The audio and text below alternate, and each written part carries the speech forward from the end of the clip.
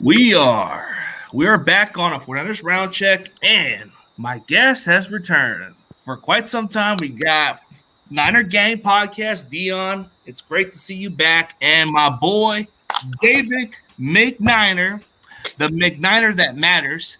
And we got 49er King, the King of Oakland, which we all say he's the Curry, the Steph Curry of the world. Yes, sir. Yes, sir, man. Yes, sir, y'all. Man, just another offseason, man. Just 2 weeks into this offseason. Now we're on to draft season and free agency, man. So what's on your guys' mind? Securing that offensive line, man. Making sure we got a center and a right tackle because both of those guys are currently free agents. So securing that offensive line and finding us a good hog in the middle. Also finding ourselves a free safety because we technically do not have a free safety at all.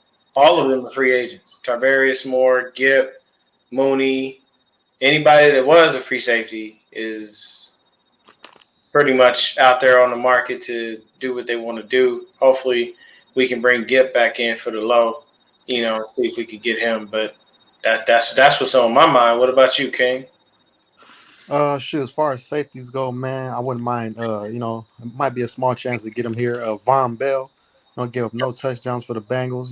Good player, good run defender, sure tackler. I would love to get him. So we'll see what happens, man. Because I know we're not gonna be paying the quarterback position that much.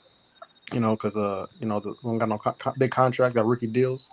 And I wouldn't mind adding Mike Gesicki as like a backup tight end to Kittle.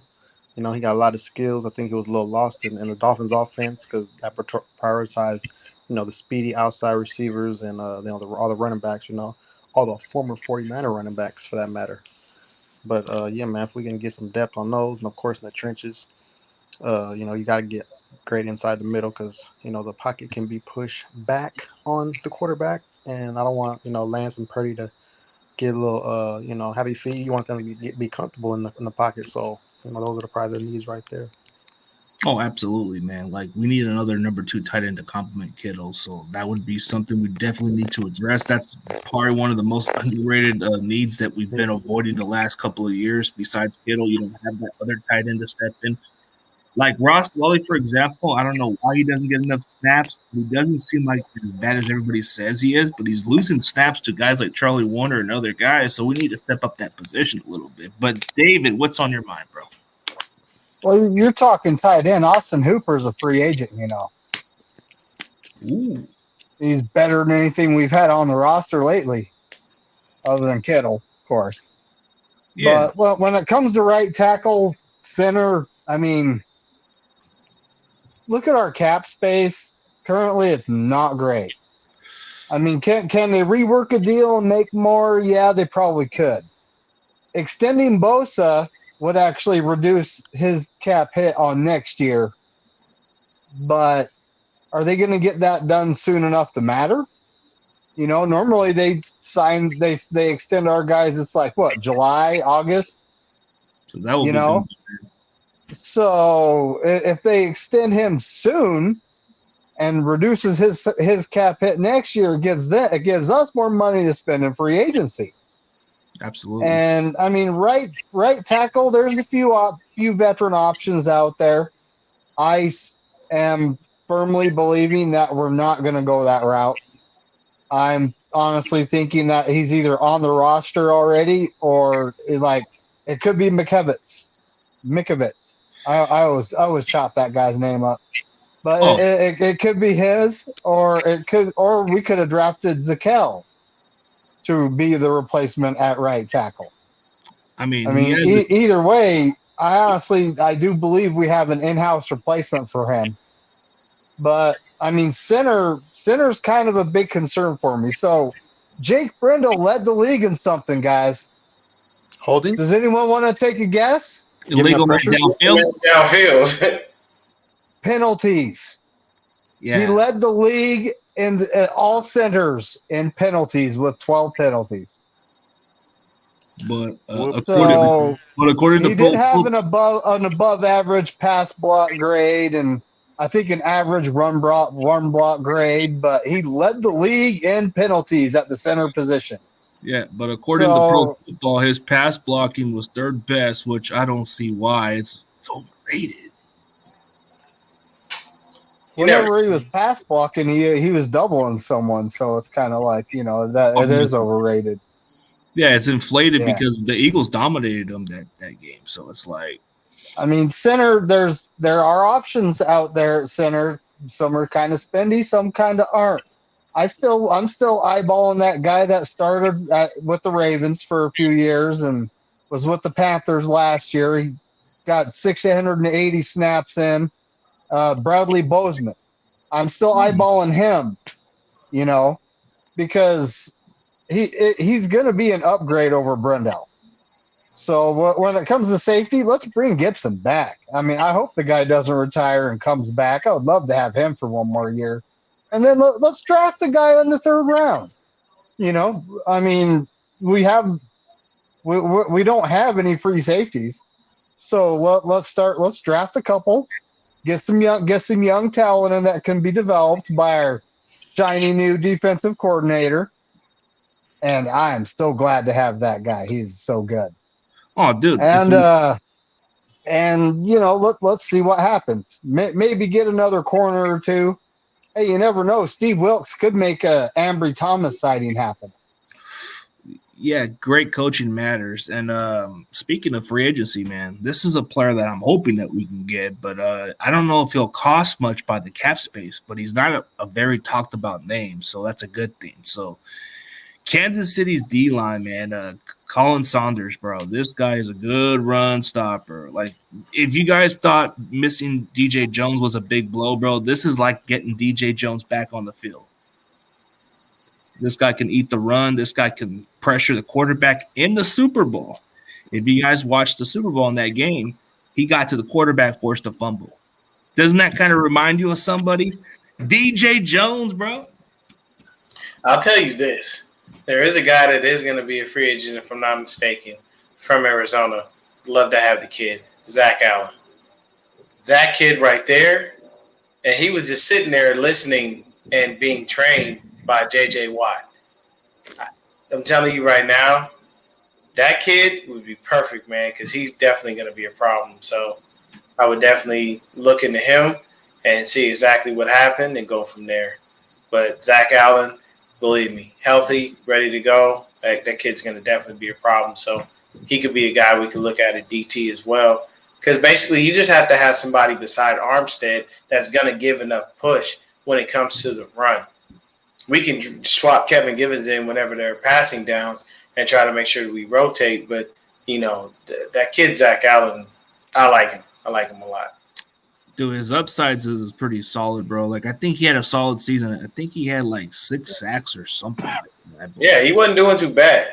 And that's why I said, like, him sitting there learning for a couple years behind J.J. Watt, like, that's never an issue. Like, I'm not going to knock that at all. I'm with that in every way you can think of. So I'd rather have him to be able to kind of pair with Eric Armstead and see what we get, as far as that stuff is concerned.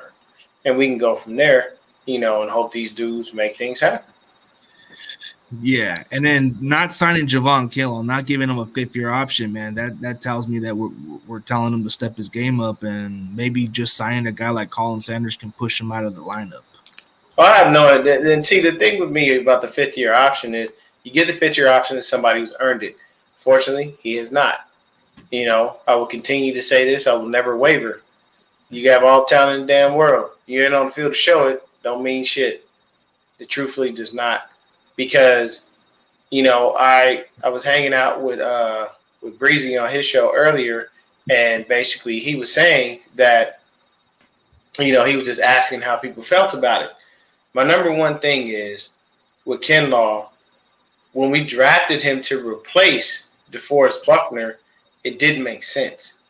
Because I'm drafting a guy with an injury history, with a knee problem that I have to manage, and I'm giving up a guy who's a pillar of health, who doesn't miss games, who consistently produces, because I don't want to pay him, and I'd rather pay Eric because I know I can get, I can get Eric for the low, where DeForest is saying, look, man, my production says I need to be paid.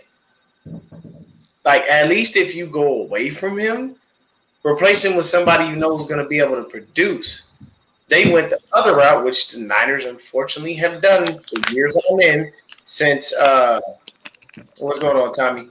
Since they've been here since Kyle and John have been here. Everybody, they want to hold on and hang out and develop people and shit. You don't pick a developmental project in the first round unless you have somebody in front of them that's going to continue to work. Like, you pick you pick Jordan Love in the first round because you have Aaron Rodgers and you have the luxury of doing that. You know Aaron Rodgers is there. You know he doesn't miss games. He's almost like he's low-key an Iron Man.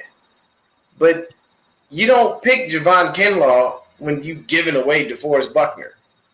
It just never made sense. So him not getting his fifth-year option, I'm not mad about. I'm happy that they won't exercise it. It's just a situation of them saying, hey, look, end of the day, next year you're going out and testing the market. And this year is your year for you to be able to see what's going on. Somebody suggested he could be a rotational piece. He already is, and it's not looking good. Yeah, we need to get better inside and outside. We need another edge rusher. I know we drafted Drake Jackson. I think he has a chance to develop into a complementary player to Bosa. Mm-hmm. It'd be nice to add Yannick Ngakoue. Before he finished on injured reserve, he had like 9.5 sacks. The year before that, I think with the Raiders had like 10. He's always produced, man, every year. He's a ferocious guy. He could be a great number 2 guy. He could free up Bosa and Armstead, and and then even to an extent, maybe Marcus Davenport. He's a former high pick, got some talent, low risk, high reward guy. It's an underrated guy, but I want to get better on both trenches, man. Because the Super Bowl showed you got to be dominant on the offensive line. Like Mahomes didn't really, I don't even think he got sacked that game. The Eagles' first team ever with 70+ sacks, or 4 guys with double-digit sacks. Yeah, and sheesh, man. So you got to be able to protect the quarterback, get after the quarterback, and have a quarterback. Those are the 3 things you need to win right there. So, I'm saying, just adding some depth. Heck yeah, man. Yeah, David, how do you feel about it, man?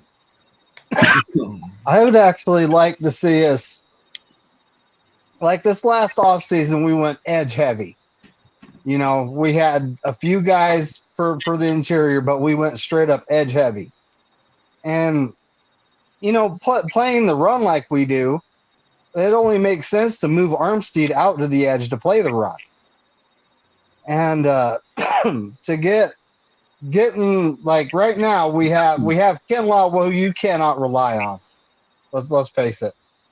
We have Armstead, who with the plantar fasciitis, that brings up another question mark there. Is he going to play a whole season? Be right back. Mm-hmm. Then we got Kalia Davis, which I watched film on him. I do like what I see there. Kevin Givens is a exclusive rights free agent. My apologies, folks. I'm getting over a sickness right now. Me too. Just a sore throat, man. Like, unexpected, but it's all good. I'm going to drink something to get this throat out a little bit. Tell you right now, the worst thing, it's going to taste like crap, but this is what I do. Honestly, lots of tea with honey and lemon, and also gargle with peroxide. The peroxide will take away the actual cough, and the honey and the tea with lemon will make sure that your throat isn't dry. So, you know what I mean? You try those 2. Mm-hmm. Believe me, it knocks something out real fast. That's what I do whenever I get like a bad cough, and usually within about 2 days, I'm pretty usually solid. But I agree with you on that, Dave. It's just that it definitely came what you were saying. So what killed me at the end of the season was you started to see a lot less Drake Jackson. And then the playoffs come, he's just all but inactive. So Kyle said that his conditioning wasn't enough for him to be an every down guy. I don't understand how you could say that when you never gave that dude the opportunity to be out there that long. Along with the fact that when he was out there, he still had the most batted passes for a defensive end in the league. And he had an interception. So Against the Raiders. I'm trying to figure out what conditioning you're talking about, Kyle, because you're feeding me BS, and I'm definitely not eating.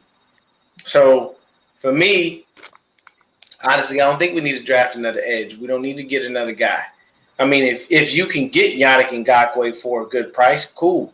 But this offseason is going to be spent figuring out contracts and trying to move around money, because the salary cap has, blown up to $224 million.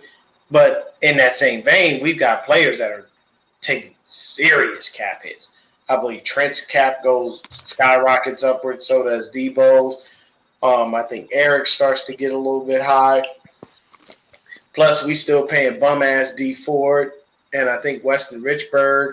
And, there's certain things that we're doing to where we've handicapped ourselves to an extent. So it's just knowing and understanding the numbers and figures. And Parag Marate and John Lynch will figure that stuff out. You know what I'm saying? He's pretty good with the books and knowing those numbers. And I think there'll be a couple of restructures coming around, for us to be able to try to figure out how to, maximize on the amount of money that we'll have. As King alluded to earlier, we're not going to be paying our quarterbacks that much money. The one thing that I will say is everyone celebrate. Please celebrate. You know why? Jimmy's out of here. He's gone. Can't afford him. He's out of here. What's going on, Brian? What's up, Brian? Goodbye. Good riddance. Don't ever want to see you again. Go drain somebody else's pocket and make them think you're going to be somebody. And when the playoffs come, we'll see that you don't show up. We don't have to do it. All of you Jimmy sexuals out there, man, you want to leave with him? Go right ahead. I'm going to go ahead and call somebody out. There's a dude by the name of 49ers Cast. He's on Instagram. He's on Twitter. He loves Jimmy Garoppolo. We should re-sign him and keep him until Brock gets healthy and then give the team back to Brock. Let me explain something to you, 49ers Cast. You didn't hear the head coach? He said he doesn't see a situation where any of that would happen. This is the first time he's actually been definitive on the fact that this dude is gone. But you continually try to push this narrative that you want him here. And I don't understand why you want somebody who sometime in the regular season, slow start every year, and then in the playoffs, doesn't do anything to help us win. He can never do enough. He's always doing just a little bit and then gets the credit because he's on the winning end of things. That's like a pitcher in baseball who can only pitch 3 damn innings. But somehow he got the win because you ran through 8 other pitchers, because anybody else that would have started, you need them for the next 4, 5, 6 consecutive days. So you got to run through your closers and your mid guys. But that dude who only pitched 3 innings and barely did much of anything, probably put you in a hole before he put you ahead. He gets the credit. Why? Because if you pitched 3 innings? Doesn't make sense. Man. I mean, we got our own Jimmy sexuals in the world, but I just don't understand it. I need y'all to make it make sense for me. You know what I'm saying? Thank math. Yeah, for that cast, I may not see eye to eye what he thinks of when it comes down to it, but he wants to work with me behind the scenes down the road. So I'm trying to keep him my low key with him. I mean, I know I don't agree with all the takes, but as far as all that, dude, I'm glad Jimmy's gone. We got to go a different route. I mean, no, we don't have to deal with quarterback contracts. We can find ways to free up some cap space. I heard Christian McCaffrey's going to restructure, so I don't know if that's true or false. That's what I'm saying. They're going to look to probably move. They're all, and people restructuring just means you moving the money around. You kicking the can further down the road. That's literally all you're doing. You're not doing anything special or spectacular. You're just basically saying, take a little less money so we can, help the rest of the team. Yeah, some people have to just let him go, man. How about let Robbie go? How about let Gold go, bro? We can't. Yeah, I kind of want to draft a kicker later round. I want that kicker out of here, man. It's so easy to find kickers, bro. I'll tell you right now. There's a kicker that was drafted by the Kansas City Chiefs. Don't know why or how he got cut, but he was from UCLA. His name was Justin Medlock. That dude sitting there. To be honest with you, take that back. Not even just Medlock. No disrespect. I love my UCLA guys. You know, there's a kicker out there. He's pretty famous. Does a lot of videos. Makes a lot of money. Ooh, I know who you're talking about. Donald DeLahaye, a.k.a. Destroying. Oh, man, that dude's got legs. Videos. You ever watched him kick? You're asking the dude to kick the football. He's damn good at it. He can kick at 80 You could come in and literally tell this dude, hey, while you're here with us, we're going to ask that you put the YouTube to the side. Okay, Tommy, and fuck USC. Okay? The fattest stick and take it right up the fucking ass. I hate USC with passion. You know that. He does that because he knows I hate SC. Oh, you told me your story about Reggie Bush, man. Yeah. Reggie's a fucking piece of shit. That's besides the point. Reginald Bush? That I'm telling you right now, bro, that guy right there, when people want a kicker, they want to be like, oh, we don't know. Bruh, you don't know? Just go back to his old YouTube videos. This dude was doing stuff you couldn't believe with a football. Kicking in, and he kicked in every situation you could think of. I'm talking the wind from all the way to the left sideline, to the right sideline, 60, 70 yards. Like he showed you and gave you. If you give this kid an opportunity, how worse can he be right now? You most likely won't regret it. Plus, you bring his fans with you. Ooh, yeah. They become fans of the team. This is about money. This is a business. Do you really think that all these fans are destroying are not going to start watching the Niners because he's a Niner? Yes, they will. You're going to follow him.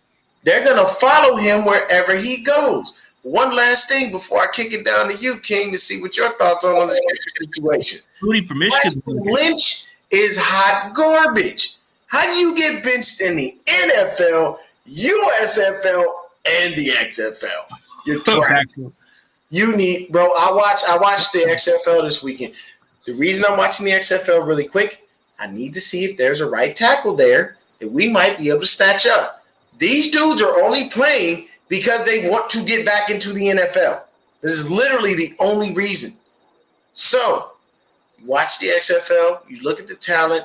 Tell you right now, the Houston Roughnecks look good. Wade Phillips got that defense out there balling. Those dudes had, I think, like 5 sacks. So, a Bruin is a bear, Brian Colt. If you're asking, it's a specific type of bear. That's what a Bruin is. But go ahead, King.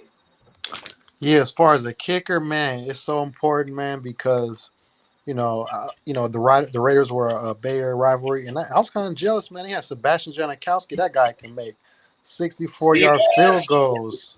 Whew, man. Like, and you can't, and like, no matter who you got on offense, you're not going to score a touchdown every time. So you're going to have to kick those far field goals occasionally. And, and why not? Because Robbie Gould, I don't really trust him from 45 or further. Only under that. I mean, in the playoffs, that's all he is, but he's not in the regular season, bro. I just don't understand him. Yeah, man. And then, so I would take a kicker in the 5th round, 6th round. We got so many picks, especially in the back end of the draft. So why not, man? And I would like to have our kicker maybe kick some touchbacks, and like I said, field position and those 3 points are so important, man. Because it's like when your field kicker misses a field goal, it just takes so much out of you. Oh my God! Why couldn't he make that? It was so easy, or at least it looks like that. And so, yeah, man, I miss the days of, even Joe Nedney. That boy can kick. He was a good kicker.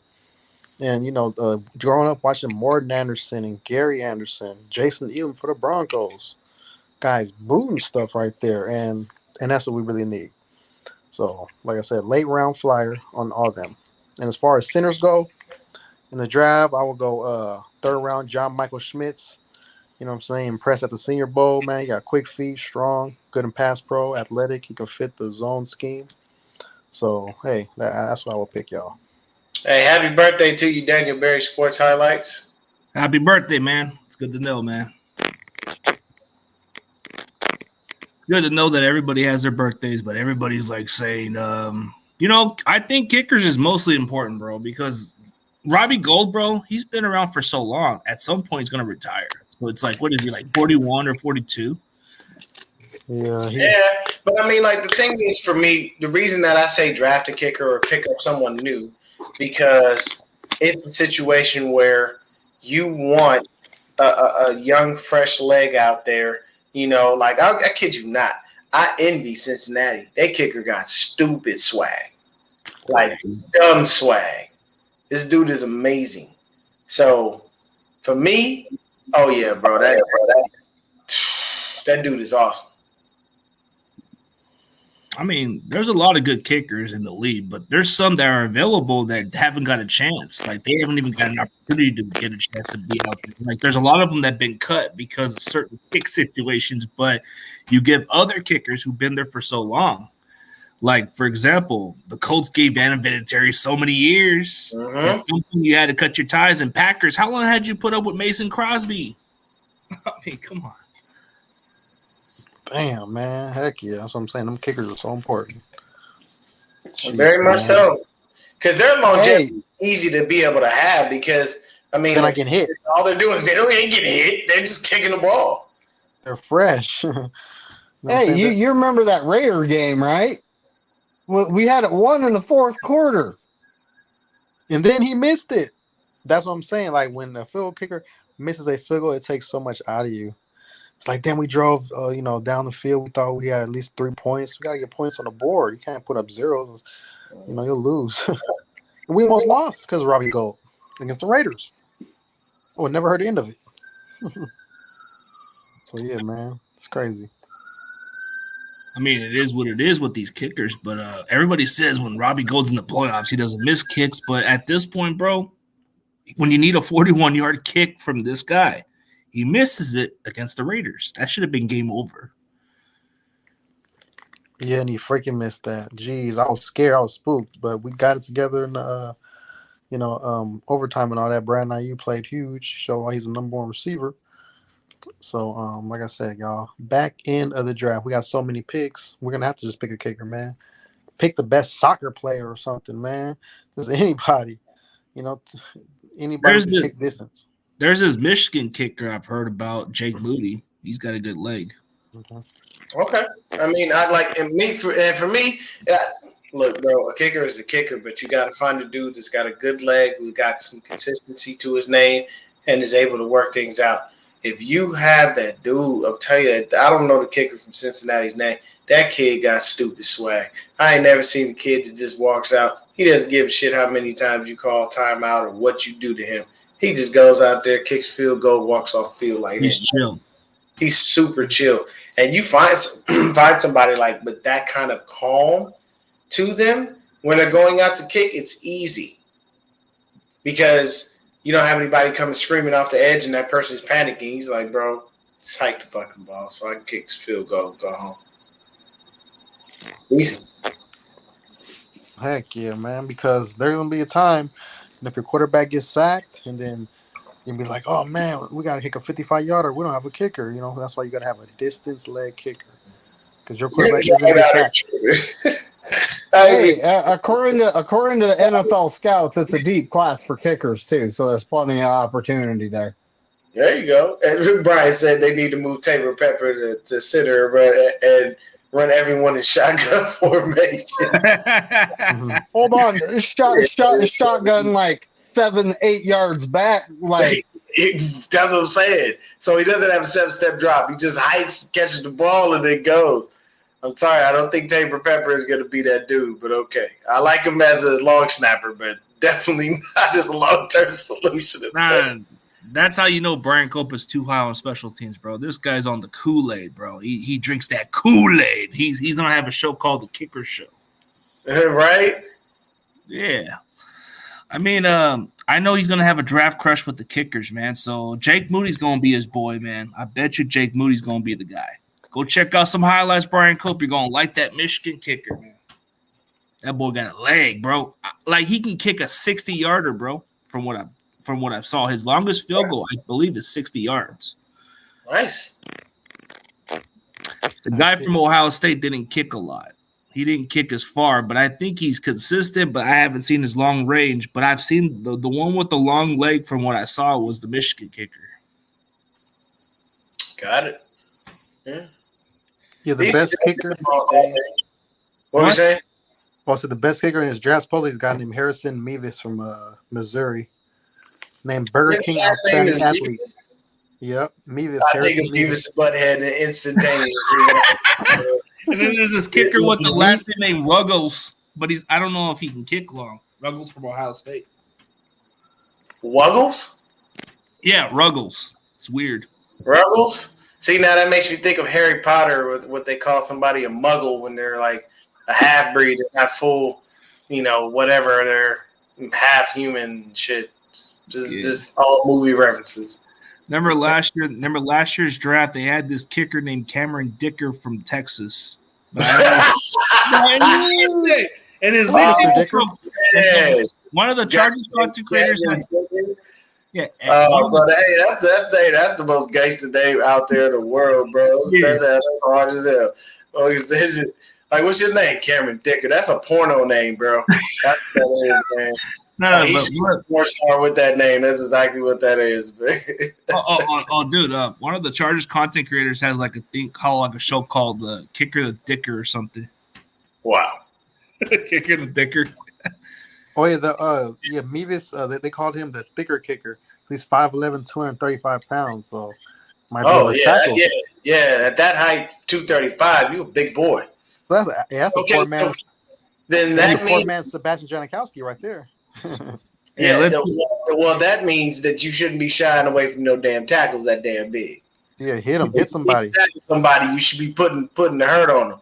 I mean, he weighs as much as Warner. This is why I like Mitch Wisnowski. Because Mitch doesn't run away from tackles. He hits you. If you tackle somebody, he'll hit you. Why? He's an Aussie. And they play rugby, which is basically football without pads to an extent. Different rules and whatnot, obviously. But, bro, it's insane. Yeah, it is. And then here's our guy, which he's telling me that he should be back maybe by next week or something. He's been dealing with some health issues. For our fogies, man. We got to give our prayers to Gary, man. But I guess he made the comments here. He said he should be good maybe by the following weeks and all that stuff. Okay.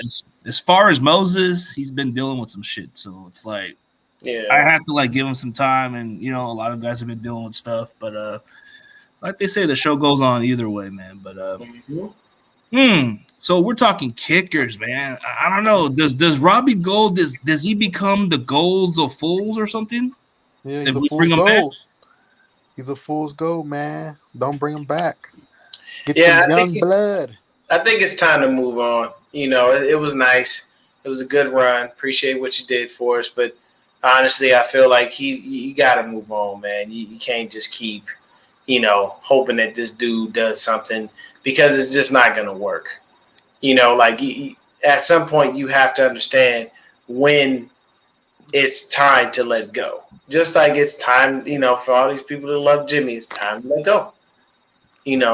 I'm going to give you an old school song. Some of y'all might know it. Some of y'all might not, but there's a song by Hall & Oates called She's Gone. You just switch the word around. He's gone. Oh, why? Oh, why? Come on, man. Let him go. If you want to know what went wrong, look at the playoffs. That's what went wrong. And like Hall & Oates song, I can't go for that. No. No kidding. No. So, you got to – and here's the thing. What people – so, I in the group chat, and people are talking about, all these things. And somebody said, give Kyle Shanahan, a lifetime contract. Nah. Not doing that.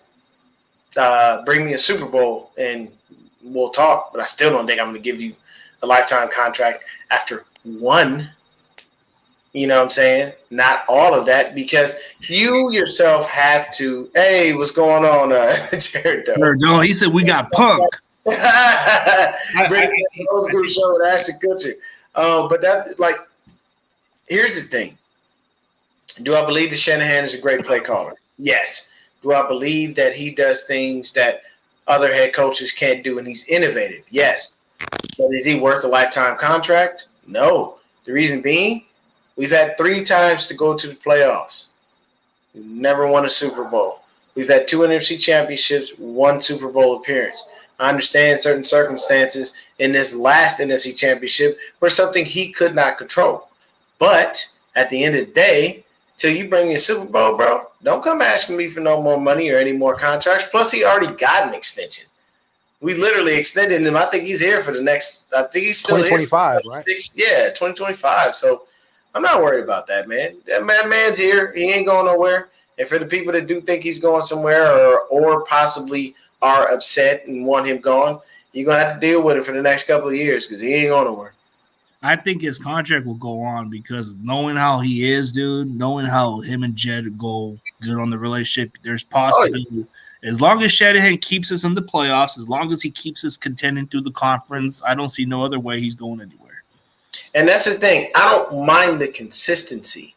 The consistency is what you like. But yet, look at Terradome, dropping dimes, dropping gems. What is very simple? The parallel.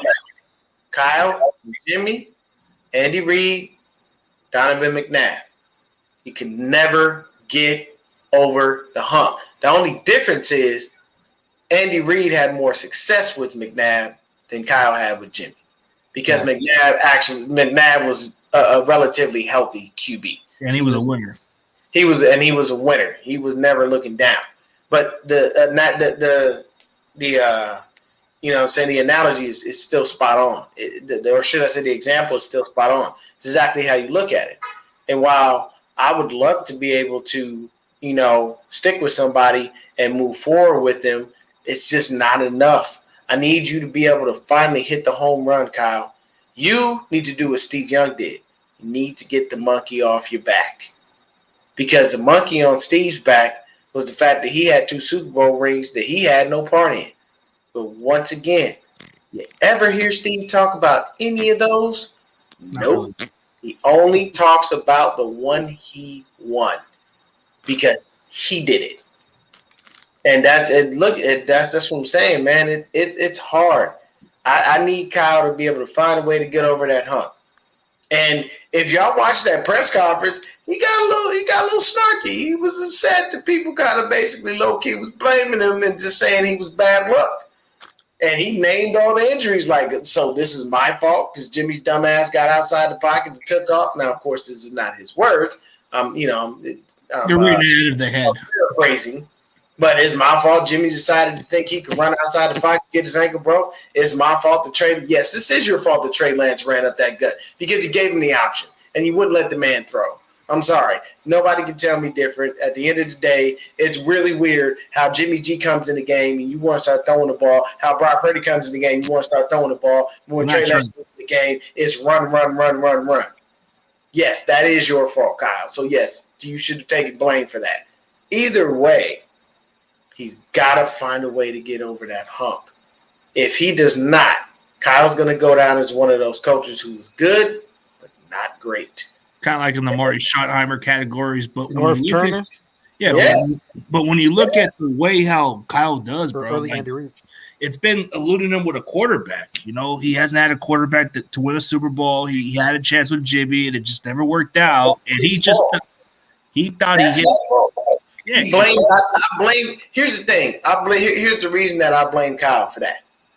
Because you came in here in 2017 when there were 2 young black quarterbacks. You could have drafted one named Deshaun Watson, the other named Patrick Mahomes. I wanted Mahomes so bad. You not to study because you were too busy loving on Kirk Cousins. He had a poster of him. Yeah, because of your dick riding of Kirk Cousins, you screwed yourself out of one of those prospects that could have taken you places you could have never imagined. You mean to tell me you don't think that Patrick Mahomes would be a success in Kyle Shanahan's offense? I think he would. Similar. You mean to tell me that Deshaun Watson, minus all of the massage crap and all that crap, I think he would. You mean to tell me we picked a guy who I think he's already eat. I think he's still trying to find a team, but he washed out to an extent. Solomon Thomas. Really?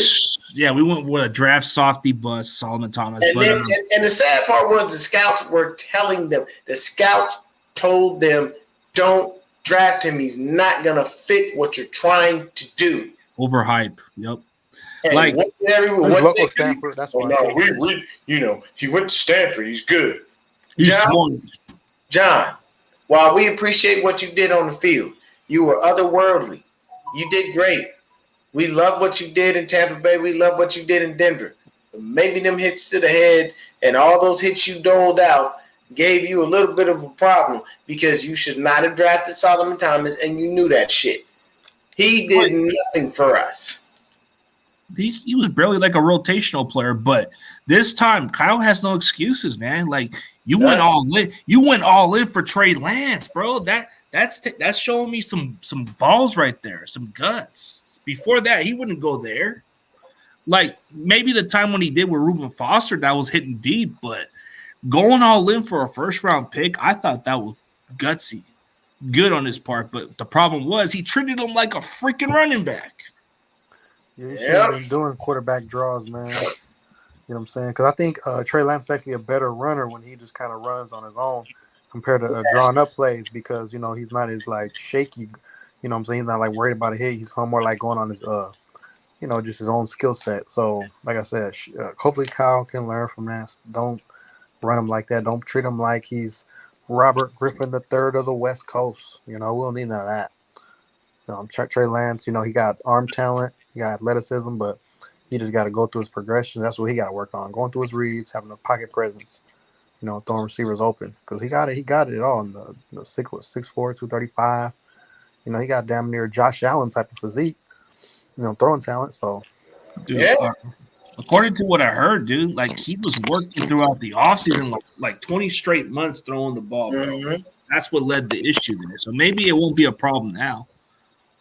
Yeah, I mean, he's going to be fine for OTAs and training camp. What are you going to say something, Dave? Oh, no, I was just coughing. Clearing your throat, trying to – yeah, man, it sucks. Yep.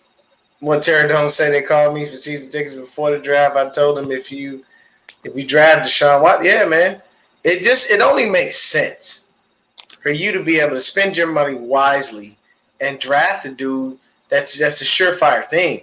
Don't spend money and draft a guy who's not going to do anything for you. You just don't make sense. You're not helping yourself.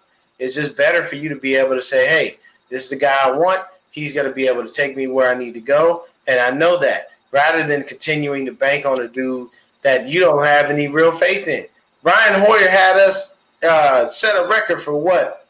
What did we set that record for? Like most games lost by like 3 points or less in a year. That was pathetic. Damn, that was horrible. And C.J. Beathard brought us our first win that year. Yeah, against the Giants. And I think that was even a narrow win versus the Giants. That was an ugly-ass year, man. It was a horrible year, bro. And it was sad for him because it's like, this your first year, man. This is not a good way to endear yourself to the fans. You look bad here, sir. You're looking really bad here. It's not going to help you if you look bad like that, and then next thing you know, you're just sitting there and we out here asking questions. So, I don't know. What are you going to say, David? Well, look, when it comes to Solomon Thomas, that was a waste of a pick. Yes. I mean, we could have traded down and got more picks and still got Mahomes. You know what I mean? Like, the next year, we got McGlinchey instead of a formidable QB. We were at the ninth pick, but we could have used another pick or two, traded up, and got him a QB at that point. Mm-hmm. Because by then, it's like you're not getting Kirk Cousins, Kyle. It's not happening. But then they also traded and got Jimmy G. And Jimmy G won those 5 games and actually looked pretty good in those 5 games, I'll admit. I was honestly thinking, no, we might have something here. Then they signed him to a long-term extension. I was like, 5 games? Like, I wouldn't have done that. I would have franchised the guy and wait and, see what he done over the course of the whole season. Then he tears his ACL. He's out.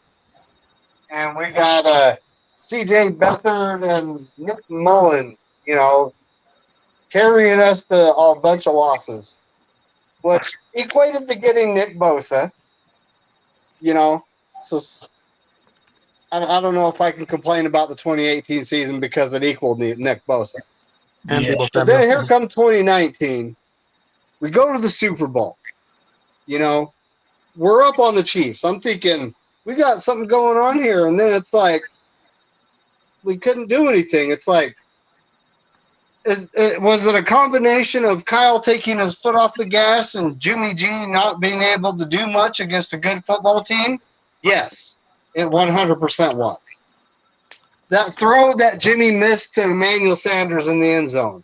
A lot of folks strictly blame Jimmy G, but Emmanuel Sanders actually let up his running a little bit.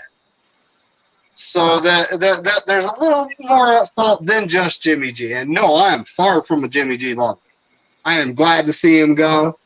I will be happier once he signs a contract with another team, and all the media speculation and the Facebook whatever at Team Jimmy can shut up.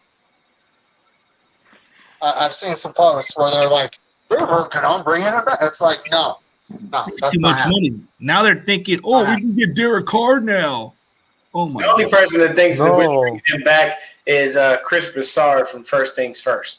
Like I don't understand why he loves Jimmy Garoppolo and why he thinks Jimmy can do no wrong, and why he feels that he's the answer at quarterback, and his mindset is, oh, he just wins, and why are we all upset? And nobody is. Why is everybody acting like he's not doing anything? Well, because he's not. Like, there's a reason for that. You know what I'm saying? Like, we don't care. Like, when you don't watch our games and you don't pay enough attention to our team, don't comment on it.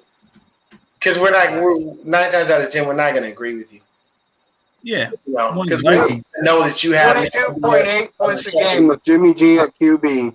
Brock Purdy came in, and we're scoring 33 plus a game on average.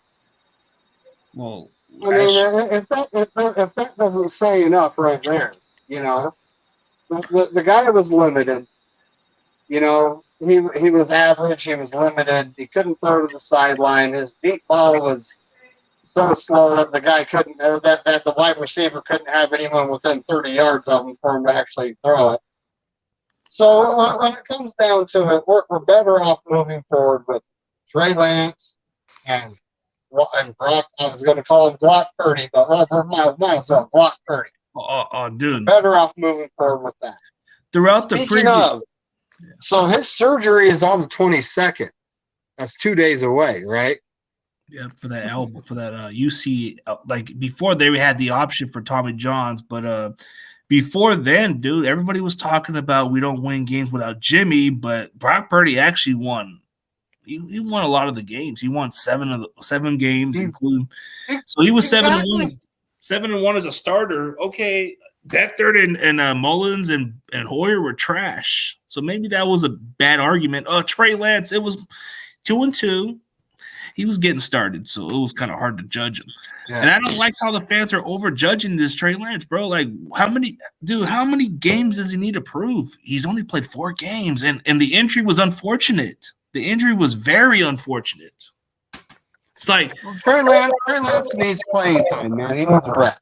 His ceiling is still incredibly high. That hasn't changed. Yeah, I can understand. I can understand if he played a full season and didn't look as good, then I can understand it. But dude, we're talking 4 games.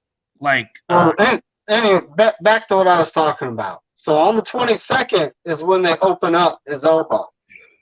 Yeah, and that's right now they're hoping that it's a clean tear that they can just reconnect the UCL and put an internal brace around it. Yeah, and then and then at that point, it'll be 6 months. But what if they open it up and they see it's similar to what happens to a baseball pitcher and there's a lot more damage than they were thinking. And then they have to go full on Tommy John's on. That's going to be You tough know? because it takes away the throw-in part. Because Tommy John surgery that takes a full year. And there was a guy in the NFL by the name of Jake Delhomme who had a Tommy John surgery, and he talked about, for Brock's advice, just take care of it, trust the doctors, and then go from there. And it could actually make Brock Purdy's arm stronger too. That's something that could happen. But Never know. Either way, that's what we're looking at. We won't know the actual outcome of when he's coming back until, knowing how the 49ers report this stuff, it'll be the 23rd before we know. I think, do we even still get a quarterback as a backup also, or do we draft one? Like in the late rounds. Don't draft a quarterback. Get a vet, because if you want somebody to back up Trey Lance, say Purdy has the Tommy John surgery, and he's out for that full year. I don't know what people are saying, and I don't know why people keep making it seem as if it's a situation where, Brock Purdy's going to come back in 6 months from full-on Tommy John surgery. I don't know where people are getting that timeline. I don't know if they randomly made some type of advancement in the surgery where you've shortened the time span. I'm 100% sure, at least to my knowledge, that Tommy John is a full year of recovery. Now, yes, to Dave's point, after that, your arm is usually better and stronger. But if they're going to put this brace like they're talking about, yes, that shortens the time span, and that could probably have him back to be able to compete with Trey Lance to see who can get that starting job. Because, once again, I can tell you right now, and this is just me, if they hand this job to Brock Purdy and I'm Trey Lance, I want out. Because you invested in me so high, and you invested everything in me, and then you basically put me on the bait. You put me in harm's way by utilizing me the way that you utilized me purposely, because this is all you knew. And then the next thing you know, I get injured and I got to come back and watch this dude take the team. And it kills me because I feel like some of the people on the team are two-faced, because how is it y'all consistently want to ride for Jimmy and ride for Brock, but don't nobody want to back Trey? Well, I guess they were going for, Brock Purdy had all the momentum. So, they're just going off his film. And I know the Niners did give up a lot for Lance. And me personally, got all these former 49er players giving their take on who should be the quarterback, like Vernon Davis, a lot of people were saying Purdy. Vernon? But I think no, Lance. Davis said Lance. Something. Davis said Lance, but some others said Purdy.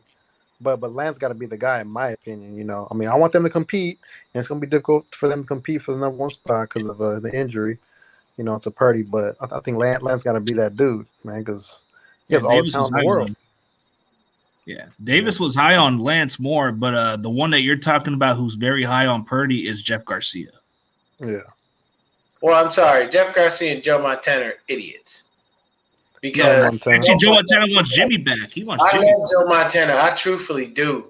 But this dick riding of Jimmy Garoppolo for forever, you consistently holding a grudge from shit that happened over 20 years ago, bro, you got to let this crap go, man. You really need to leave it alone, because you start to look old and bitter. And I don't understand why you still mad that they went and picked up Steve Young. Did you think he was going to last forever? Joe, you had your injuries. You did. So why not go and get an insurance policy? Hey, me personally, yeah.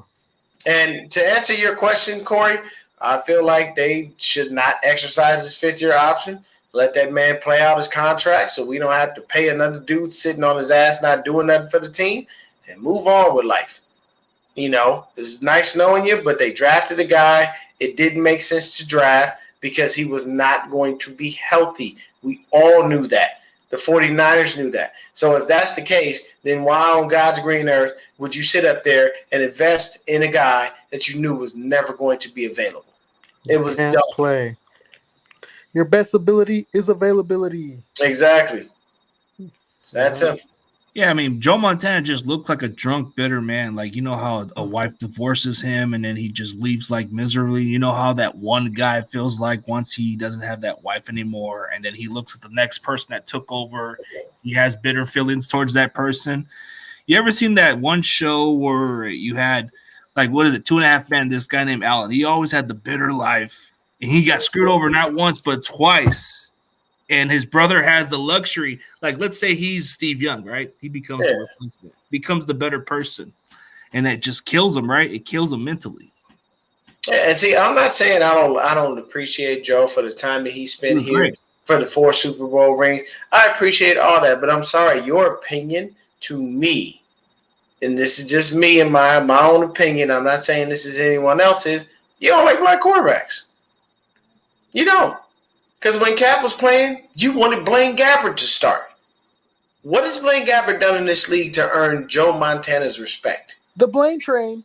Oh, no. Like picking up Tom Brady's jock straps. That's all he does. And then on top of that, what happens when Trey Lance was there? Oh, no, I think they should just stick with Jimmy. You know, Jimmy. I think they should have drafted Mac Jones. He's a lot better. We should have drafted Mac Jones, he said. What are we talking about here, man? Get it together. I'm sorry. I just don't understand. And then Grant says, if that's the case, we should have got Justin Fields. Like, what is it with the Justin Fields crap? I don't get it, man. I don't know. I'm not hiring him. He can't throw. The guy can run. That's all he can do. But as a passer, he's okay. But it's like, I mean, he can no Ohio State quarterback has done anything in the NFL. In the league. CJ Stroud can be another overhyped quarterback too, just like Dwayne Haskins. Just like Dwayne Haskins, rest in peace. He was exceptionally overhyped a little bit, but man, dude, like these Ohio State quarterbacks get too much hype in this. Like, I don't get this kid, CJ Stroud. I hear the same hype as Justin Fields, and I just don't think they don't translate well. Because they play with so much talent in Ohio State, kind of like Alabama. It they makes kind of them get look better than they are. Yeah, it makes them look better. You know what I'm saying? That they hide their weaknesses. So, Troy Smith was the heir apparent to Steve McNair. He was supposed to be the guy. Troy Smith got tonsillitis, and that is the reason that you saw Joe Flacco starting. That is literally it. He got sick, and they had no choice but to go with Flacco. That is the only reason that man got on the field. Other than that, Troy Smith would have been the guy. Yeah, of course we're picking up Brandon's 5th-year option. Guaranteed. I'm hoping so. He pans out. Yeah, but there is no way in it. There's no way. And see, the Ohio State guys pan out defensively. Defensively, their O-line's decent. Like, guys are pretty good, but anywhere else, not necessarily. I mean, like both of guys pretty decent. Like the receivers are decent, but they're not like flashy. Their secondary players are talented. Their linebackers, they can tackle. Their D-line's outstanding, but as far as the rest of the positions, running back is pretty solid when it comes down to it. If you want to get a running back from Ohio State, it has to be an exceptional talent like a Zeke or what they had with Sherman, but he didn't do nothing for us. But like quarterback, forget about it. You're not getting nothing out of quarterback from Ohio State. You're getting like a mobile quarterback who's trying to be a quarterback but doesn't have the traits and doesn't have what it takes. Because you look at Justin Fields, another example of a running back trying to be a quarterback, but he has the skill set. It's just I don't think he's actually the quarterback that everybody says he is. I mean, he's decent. Yeah, I mean, I think Justin Fields will continue to develop as a passer. You know what's funny? I'm curious to see what happens with the Cards, man, because their coaching hire was a complete debacle. I don't understand why they hired this guy. And then at the same time, you know what happened though? Kyler Murray got lucky. He got his money before that new regime came in. Yeah, he said adios. Typically, when you're a new head coach, you want your guy. You want to be the one picking the dude. But because that dude's already paid, you can't throw him away. You can't get rid of him like that. Because you invest too much into him. You gave him that money. And Kyler, who's going to trade for Kyler Murray? Nobody. He's injured too. He's coming off an injury, so you're not going to want him at this point. Yeah, he's coming off what, ACL? Yeah, that's good. Yeah. Don't forget Nick He's going to Mullins. miss half the season. Hey, don't forget Nick Mullins eliminated the Cardinals, Kyler Murray in 2020 from going to the playoffs. He got that No. on his resume. No, wait, it wasn't. Oh yeah, wait, no, wasn't it like Beathard that played? I thought it was Mullins myself, but No, it was Beathard. Beathard. Yeah. But speaking Well, of it, yeah, you're right. You're right. Well, backup. One of our. oh no, one of our backups. but there was this guy they hired from their staff, and he happens to be related to this WWE wrestler, man. He's the younger brother, from what I'm hearing. Nick Rallis is Madcap Moss's younger brother. Oh, really? Yeah, no way. You see, Madcap Moss is built like a linebacker, bro. He is. Like his size, he's actually built like a linebacker. And then to be honest with you, if you're talking about wrestling and family in football, the ex linebacker Laurinaitis, that was a Hawk. That was Animal's son from the Legion of Boom. And I mean, hell, shit, bro. Like that, I'm sorry. Like Laurinaitis is a cool ass last name, bro. Like that's some hard. I'm John Laurinaitis. Like you should have been like fucking, and you should have been remember, in the Clash of the Titans or some shit, Wasn't he Hawk or Animal? Which one was he? No, he was Animal. Okay, Hawk Animal. He had died of I think a drug and alcohol overdose. But his brother was like a Trent Baalke voice, man. He sounded like Trent Baalke. Like, oh yeah, people power. Vote for me, guys. I'm the general manager of Monday Night Raw, and you listen to me. You listen to Big Johnny. I love guys with torn ACLs. He did, bro. Boy, Bobby loved him. Man. ACLs. This is John Laurinaitis of Telerelations. I'm going to fire you for making fun of me. You're out. He did it the Big Show on that one sketch. That was funny, man. This is the Big Show. No, you ever seen that? You ever heard of this guy, John Laurinaitis? He used to be like a wrestler, but they used to call him like in Japan. Animal? They used to like no, it's another guy. It's forget his damn name, but he used to go under a different name. Like a different name, but he used to be like under a tag team with another team with in Japan.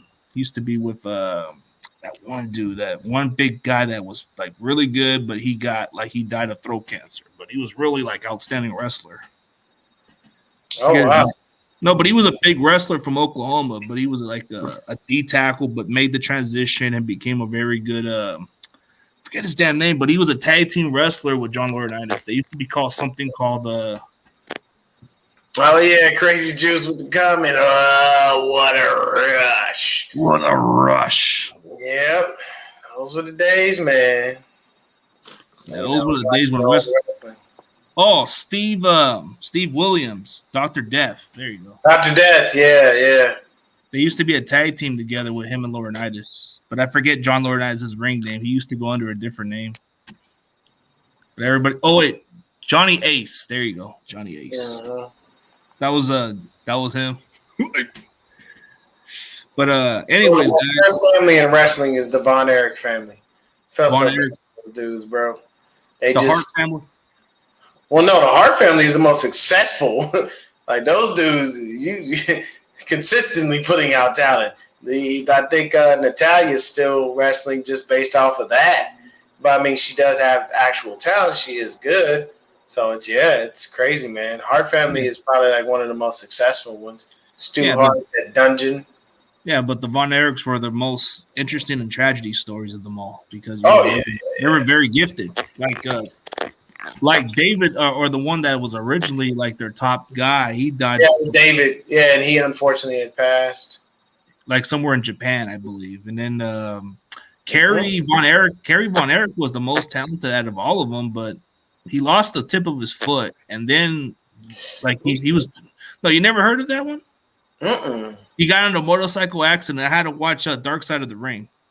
Oh, on Vice, yeah. Mm-hmm. They talked about the tragedy of the Von Erichs, and then when you look at Kerry Von Erich, if you notice the one boot on his boot, you'll see that there's something weird shape about the other boot on his foot. Gotcha. He lost the tip of his foot or something because of a motorcycle accident. Gotcha. There was a guy that used to be very talented in the Dark Side of the Ring, but he died too soon of drug addiction. He could have been the biggest star. Like, he would have been bigger than Ric Flair, but his name was Gino Hernandez, bro. This guy had the mic skills. Hmm. This dude would have made Ric Flair look like an afterthought, but he just died too soon. You guys gotta check him out. He had the mic skills, bro. People wanted to kick his ass. Oh, okay. He was a real bad heel, bro. Like a real bad heel. Like where fans just wanted to go up close to him, and he got threatened a lot. Yeah, that happens. You know, the fans don't necessarily they're not necessarily very happy when you have to deal with certain things like that. But he was like the scarf. He was like, he was like exactly what Razor Ramon copies into, but it's more like the real life version, bro. This guy was a Tony Montana, a professional. Hey, Chico. Good old oozing machismo. And the sad part was Razor Ramon was a white dude. No, he looked Latin, but No. But Terry, if you would have seen Gino Hernandez, dude, he would have made Ric Flair look like the afterthought, bro, because he had the charisma, he had the talent, but he died too soon. That's the problem. People were saying he could have been a top star easily. Oh, hey, Terry Dome is saying no one makes Flair look like an afterthought. No, but he would have made Flair look like he was copying him. Oh, bro, hey, watch if y'all are out there, man, go on Peacock. Watch Ric Flair's little thing that WWE had for him. Yo, bro, man, that dude went through some stuff, bro. Like a plane crash, and he's got all kinds of stuff that happened in his life. And then his name is Richard Fleer. But then his real name wasn't even Richard Fleer. That's his adopted name because he was adopted, and it's insane. No, he grew up in a tough time, but everybody keeps talking about how he was pretty much the top star, but a lot of promotion guys, he was their top star, but a lot of the promotions were saying, like the one guy who has a bitter animosity towards him was Ole Anderson. He says the reason why I got Flair to be the top champion because I didn't want him on my promotion. I want him to get the F out of here. Yeah. Sometimes you promote him so you can get him to go away. You're like, you know what, man? Let me get this dude leave, and then I don't have to worry about him. Because you have to understand sometimes, man, the talent is just that good. It's just like football's the same way. Sometimes, quarterbacks don't want to help other guys because they know you're there to take their job. They're threatened. And they, hell, look at Aaron Rodgers.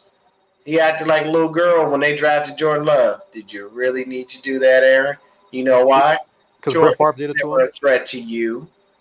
Same exact treatment that he had, so it's like very similar now. Now he gets the same feeling of what happened with Brett Favre. Now he gets the Brett Favre effect. But yeah, man, we can go on with this, but I know you guys got some stuff to do, man. Let's just call it a day, bro. We'll definitely do one next week. But for everybody else, give me your final sayings. Let's let David say what he's got to say, and let my boy Antonio say what he's got to say, and then Dion, you get to say what you got to say.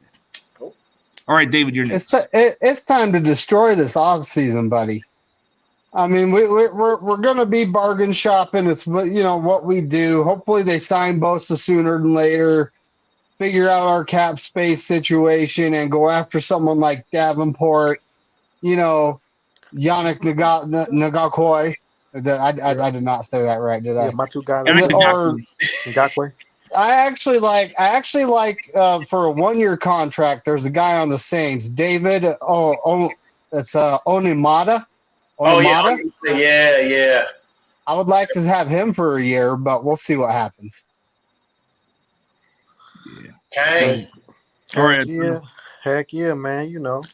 Like I said earlier, Ngakwe, it's that we need some low risk, high reward guys who gonna be maybe like slightly under cheap, or a guy that wants to win. Somebody who wants to win championship. I wouldn't even mind bringing back Arden Key. He's pretty good for us. Bargain shopping, yep. Yeah, he's right there. So, or a vet quarterback to teach these youngsters. Just in case one of them got to miss a game, we got a vet that kind of is familiar with the system. Only guy I can think of is Matt Ryan.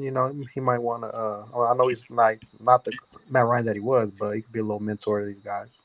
Probably be a little pricey, so I don't know. You think so? I think. Yeah, at this point, he still probably wants a little bit of money, bro. Come on. Nah, I think honestly, in his current situation, I think the situation with him is wherever he go, he know he gonna be a backup, and you got to think about it. For Kyle, it makes sense because I have a vet. I got a third guy. If I need to put him in, he knows what he's doing. You know, I don't have to teach him shit. I just need to teach him the way we say things now. So instead of slimer looky XY slant right go, it's now jet sweep, fuck your mama, kiss my ass, whatever. You know what I mean? Like you just change up the terminology. That's all you really got to do. Yeah, pretty much. Well, like David said, we're going bargain market, man. Are we going grocery outlet bargain market, or we're going 99-cent store shopping? Oh no, man. Grocery outlet. We're gonna have to go to grocery outlet. We can't go 99-cent store shopping again. we did that. No more Dante Johnsons. He's not. Yeah. You know what? 99-cent store. He actually wasn't here. Yeah. Wasn't even there. Was surprised. That man comes back like a bad, like he comes back like shin splits. You just can't get away from him. Oh man, it's ridiculous. He's like the gift that keeps on giving. Yes, he definitely is. Giving up touchdowns. He stays employed. That's the positive side of bottom, is he can still get a job here. So it's like, Well, let's hope he continues to stay unemployed with us and employed with somebody else. maybe as a coaching staff, but nothing else, man. Just stay away from us. Mm-hmm. But all right, man, let's call it a day. And as always, guys, go Niners. Peace. Go Niners. Niners.